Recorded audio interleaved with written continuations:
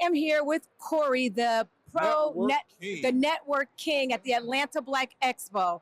And let me tell you, this man takes his stuff seriously. We had calls on Monday nights. We had training. We're a part of a nice big, tell us about Taste Urban, because that was so amazing. So Taste Urban is an event that we have. We used to do it every other month, where we would have 60 to 70 exhibitors, 300 to 500 people every other month on a Wednesday. And people are like, yo, on a Wednesday? Right. Yes. Right. And it was Taste Urban. Most people think it's a food event. It's actually a sampling of all different types of Black-owned businesses around Atlanta, right? That's smart. Right? But we feature Black-owned caterers, bakers, liquor, and wine brands. Nice. That's the cherry in the medicine. That's going to bring the people, but we also have products and services. Nice. So if I told you, oh, come to the event, there's going to be an accountant there, there's going to be an attorney there, there's going to be a bookkeeper there, you like, I'm good. Right. But I say, yo, there's going to be somebody making this chicken, making the food, having these Black-owned liquors. Yes. Ooh, where'd I go? Go. Yes. But you're going to see the accountant, you're going to see the doctor, you're going to see, the banker, you're going to see these people there.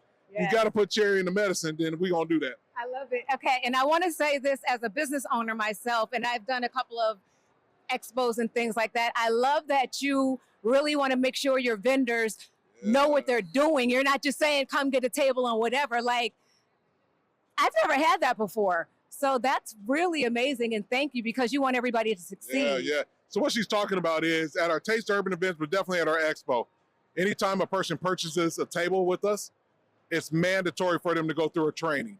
So we do a 2-hour training done on virtual. Sometimes we do it in person, to where we don't not only talk about the event itself, like the load in and stuff like that, which is giving information, but we also talk about how to make money, not at the event, but from the event. Most exhibitors are like, man, how much money are you gonna make at the event?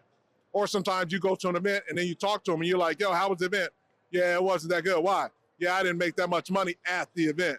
It's not about at the event, it's about from the event. And those at and from is two different things. From the event is everything surrounding the event. So we talked about what? Making money before, during, and after the event. Yes. That's from the event. Yeah. Not just at the event. Right. And it really works, because after one of the calls, you have the Facebook page for the vendors. I went on there and I started buying stuff before the event. Let me tell you, some of our savvy business owners made money from the expo before the expo even happened. I'm gonna let that sink in a little bit. Yeah, let it sink in. Savvy business owners make money before the event even happens. But again, you got to be taught how to do this stuff, because it doesn't come right top to mind. So you got to be taught the stuff, and that's what we do here. Right. And there's one more thing I want to say that stood out with me, is that you only allow two. Let me tell you. That's unheard of. So what she's talking about is our 2 company max. When I go to Black events, I see so much, and nothing bad about these companies. I see so much shea butter. Woo! I get shea buttered out between shea butter, candles, shirts. Listen, I know that we do these things, but we do other stuff, right? Black folks do other stuff. So what we did was put 2 company max per product and service. Once we have 2 candle companies, no more. And what that does is, does it cost us money? 100%. For me to have to tell a candle company that wants to give me $500, wants to give me $700, wants to give me $1,000, and me to be like, no, I can't, because I already have 2 candle companies, costs us money. But for the attendee experience, it's great for them, because it's now they have more options on stuff. At one of our events, we had a black blacksmith at the event. How many of y'all know, how many of y'all even knew that Black folks was into blacksmithing? Right. Molding metals and stuff like that. No, right. Not only did I not know that we was in there, we had one at the event. Right. Why did we have one? Because we had room for them, because we wasn't accepting a whole lot of shea butters, a whole lot of whatever the case is. So, and then that also, the vendor liked that, because now you don't have to have a lot of competition. Right. I've been to events where there were 6 easily shea butter companies. Easily. Yeah, now, mind you, I love shea butter, because I bought some of that off the page. Want me some shea butter? But no, and I know I said it was the last thing I appreciated about, but I lied. I love also the kids' corner. Listen, we got our kids entrepreneurs. I wish that my parents were business owners, Man.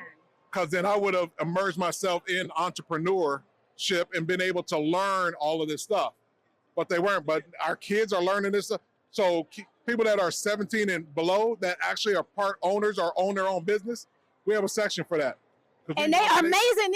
Listen, in their state, like, this has blown me away. So Atlanta Black Expo, Cory here. I mean, if there's anything you want to say to close this out at Status Network, we appreciate you. You know we're going to be here next year. Oh, yes. Listen, we love that you guys are participating. Love that. My man here, he's turning, we had a conversation. He's turning 50 this year. I'm turning 50 this year.